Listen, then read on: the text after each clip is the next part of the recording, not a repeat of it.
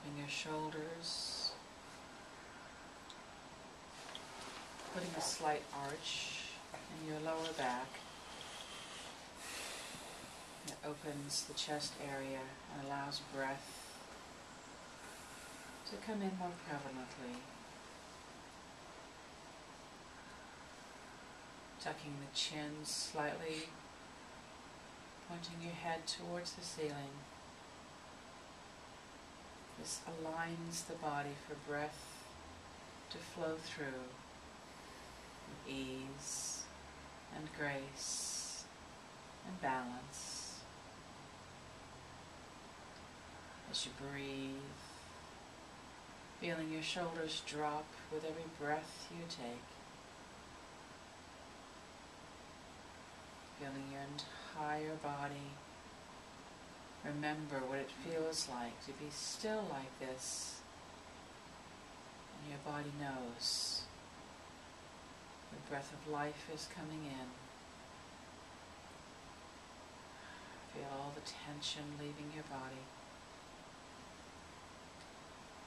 As your body relaxes, your mind begins to relax. The incessant chattering ceases. Ticking off your daily to-do list, things you have to do tomorrow, reliving something you did yesterday,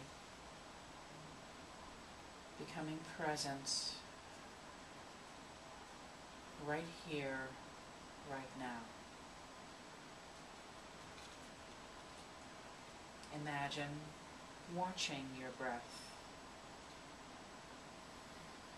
Imagine if you can see air coming into your body, going through your body, and then leaving.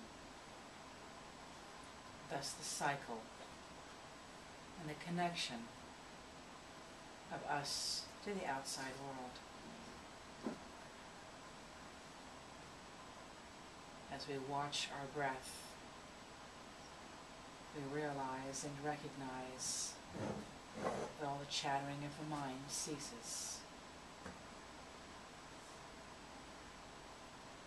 In this place of the cessation of the mind chatter, we can hear spirit, our inner voice, all of those that walk with us who are around us. We are connected.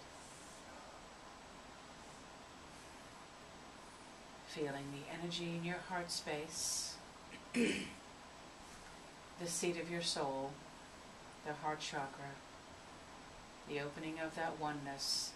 Feel the energy in your chest expanding into your emotional body and mental body, the morphogenic field that surrounds you. As you breathe, feel this energy in your chest expand, recognizing and being aware we are so much more than our physical bodies. As we expand our field 10, 15, 20, even 30 feet, we connect with each other, and there's a sense of community. Sense and be aware, looking down with your eyes towards your feet. See the energy in your heart space leave your body through your feet and connecting with the earth. Realizing and remembering we are connected to the earth plane, that which breathes life into our bodies.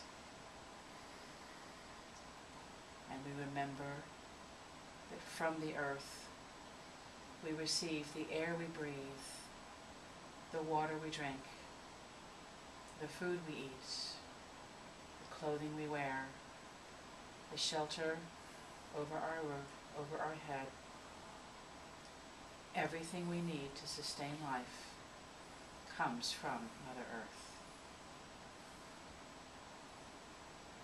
Making this connection, sending love and heartfelt blessings to the earth, putting your hands in front of you, and being in gratitude and appreciation for the energy of Gaia, of Earth. Feeling yourself connected to her, feeling the nurturing energy, and understanding the beauty of the reciprocity of our relationship with Earth, that she sustains our needs, and we care for her and give our blessings back to her, thanking Earth for all we receive. Feeling grounded, feeling centered, seeing your energy going all the way to the very core center of Earth.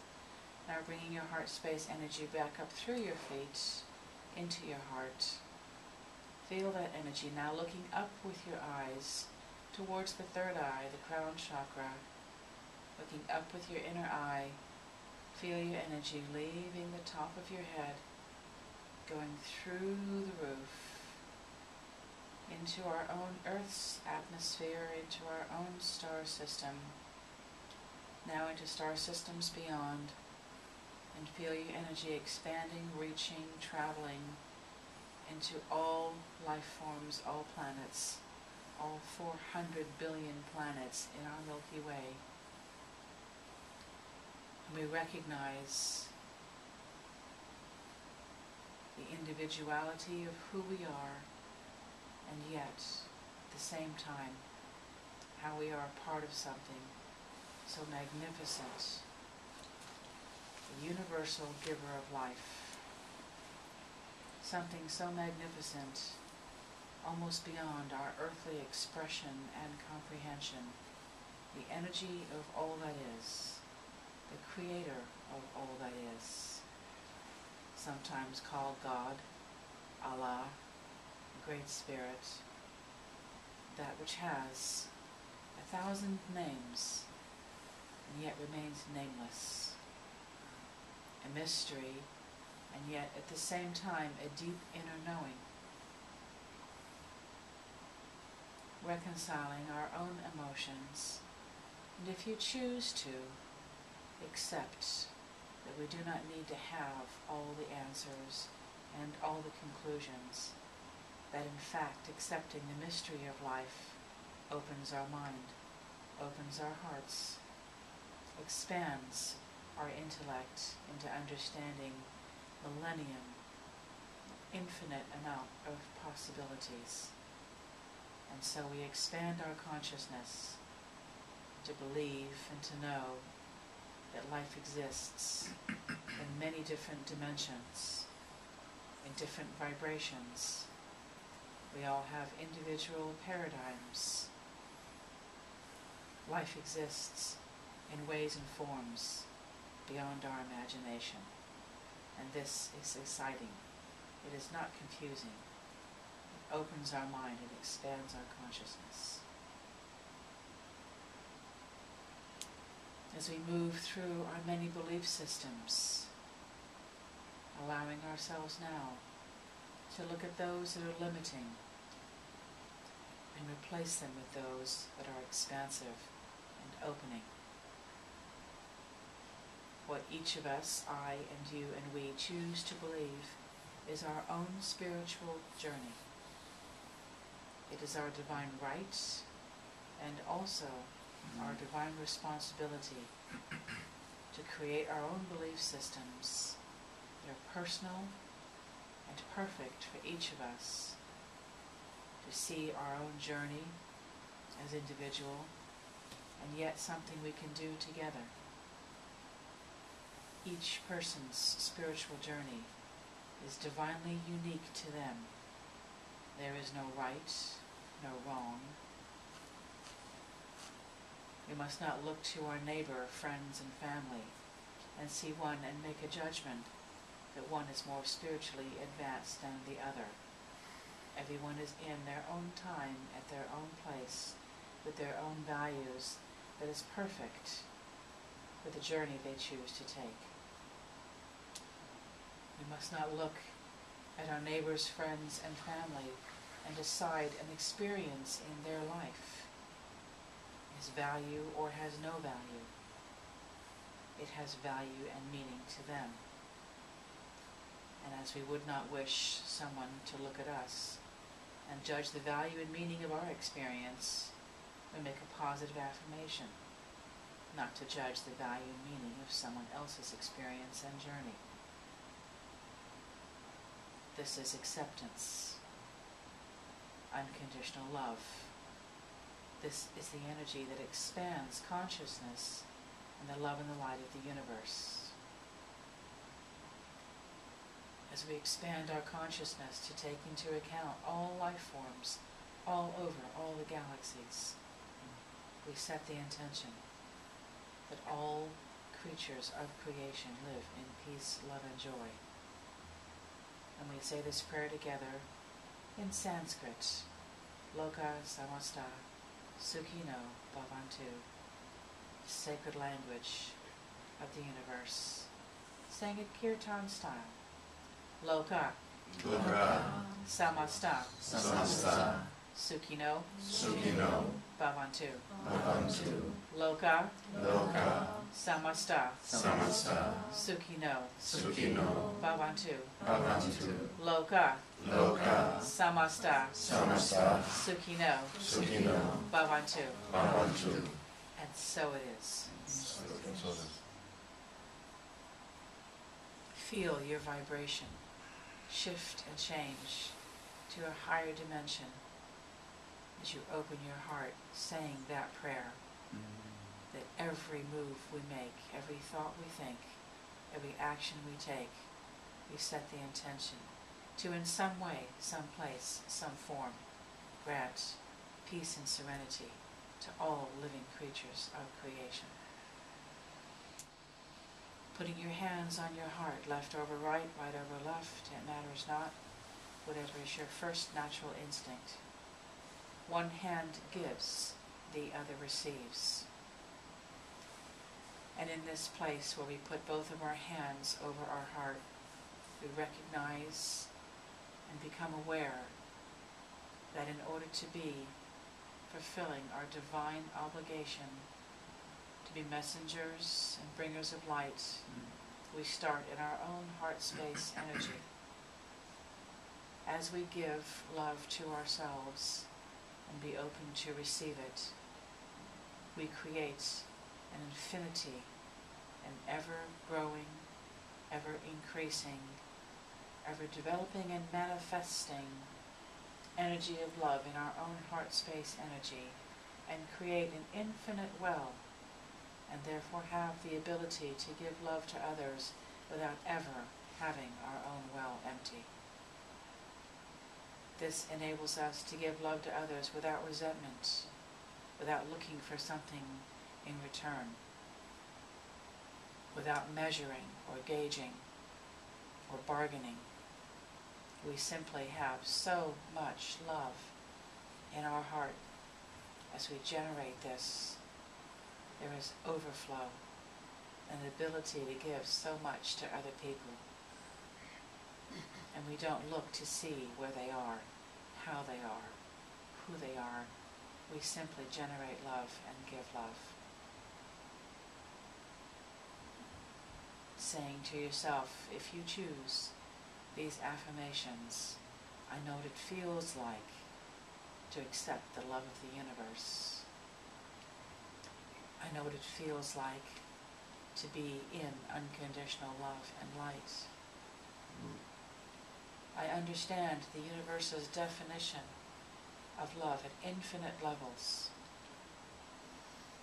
I understand the only limitations on love are those which I contrive in my own mind,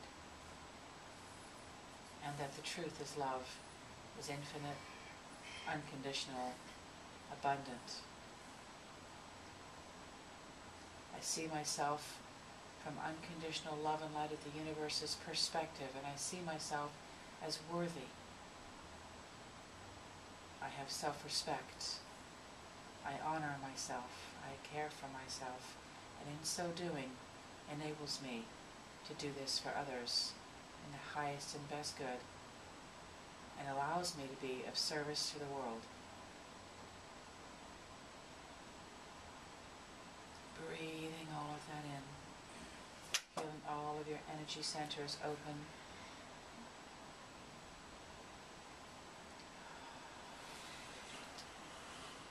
Relaxing your shoulders. Feeling yourself at the highest vibration possible.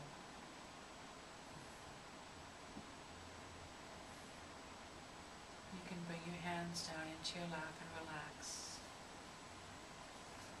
Calling in your guides, your guardian angels, any saints, ascended masters that you call in, or if you simply call in the collective love of the universe of all that is. Calling in whatever guides and inspires you now, asking to have revealed to you anything here and now that would enhance your spiritual journey, give you peace, harmony, and a sense of well-being. Having anything that would stop that from being a part of your daily life revealed to you now with the highest levels of love and light and universal intelligence, and giving you wisdom to work through that now.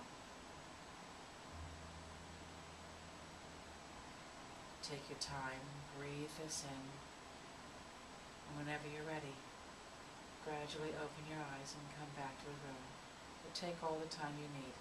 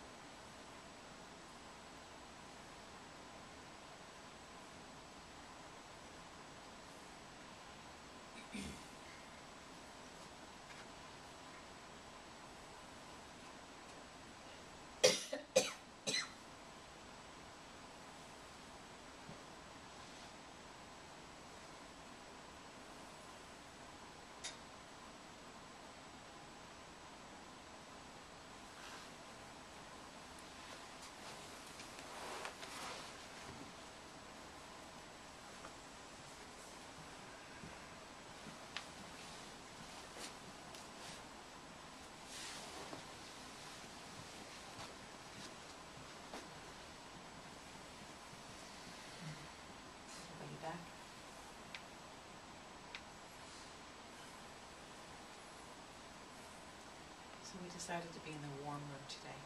Yay. Good idea. But I missed the circle, so it's a little harder for me to see everybody. But we can actually move our fingers and hands. Did everybody pick up a card? And if you came in late, there's a plate on the table there. You can go over there, grab a card from an Ascended Master. Today on the interfaith calendar, as I was doing my research early in the week, said that January 15th was the Baha'i religion's celebration of World Religion Day. And so I made the announcement, and then as I did my research, I actually realized that they're celebrating it next Sunday.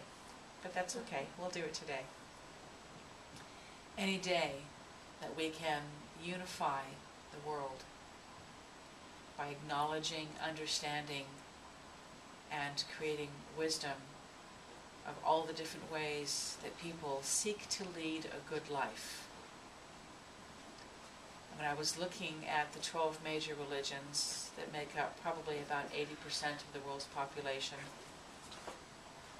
thank you, I looked for the common denominator. The common denominator in all of them is how to live a good life, how to feel balanced, how to feel safe, how to feel in harmony. Religions give us guidance, rules, conduct, guidelines to follow, wisdom. There are leaders in many of them. Others of them, the leaders are so old. Hinduism is the oldest of all religions, dating back 4,000 years BC, that its founders are lost and are not written down with names.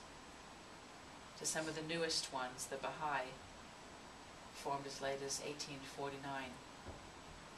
And so we expand almost 6,000 years of development when we look at religion.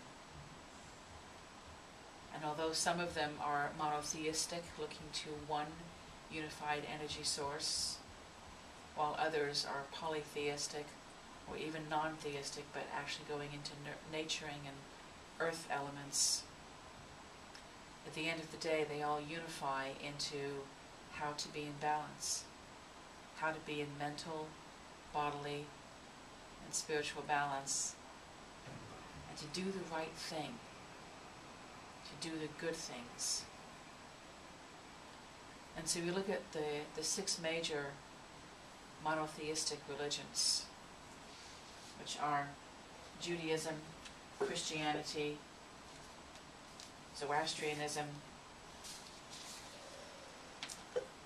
Islam, and the Baha'i.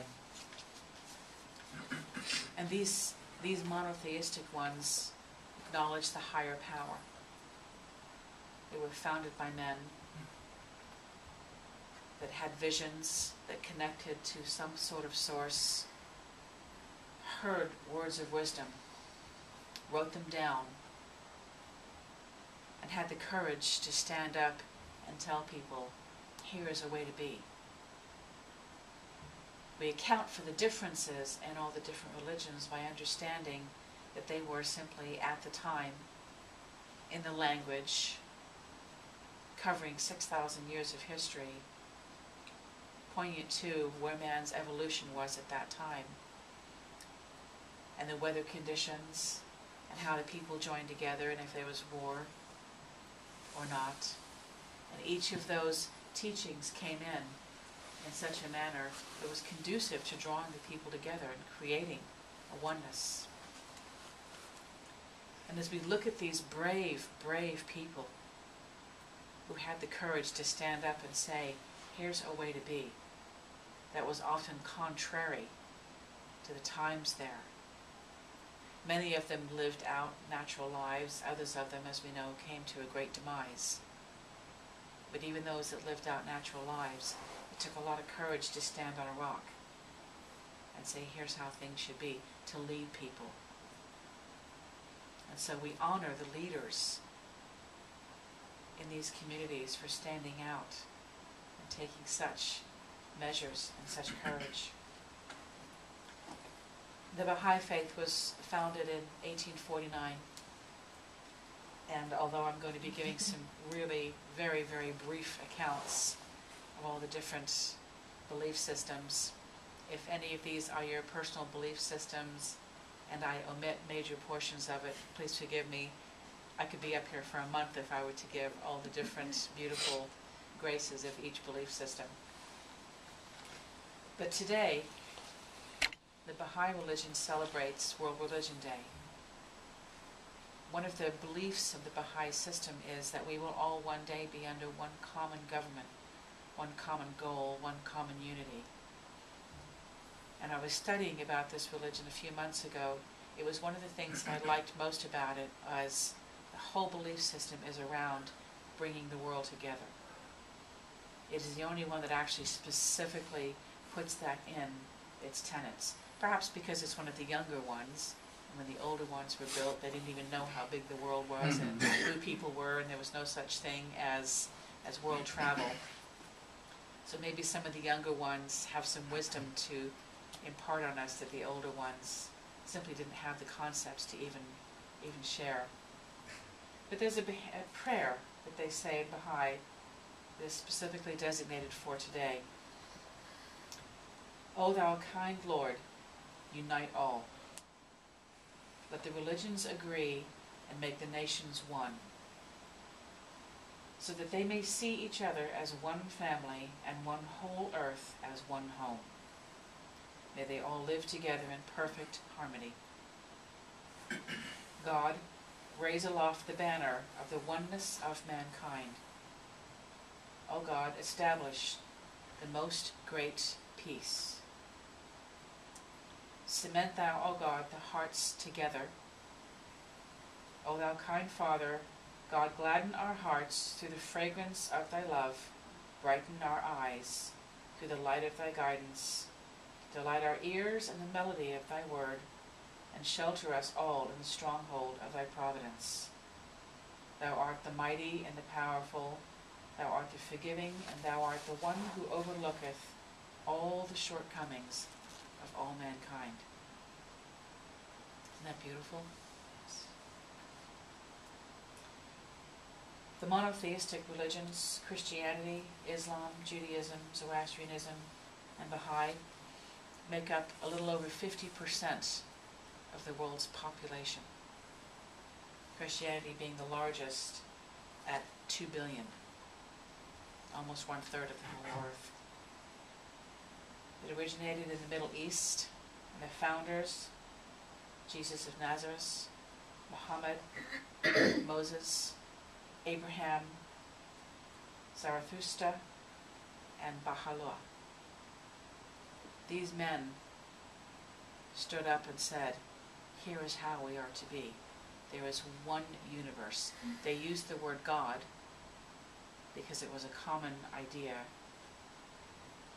But as we understand, when we did our meditation, how we go up and we take our energy beyond ourself, out of ourself, we go up into the galaxies, we understand there's an energy out there.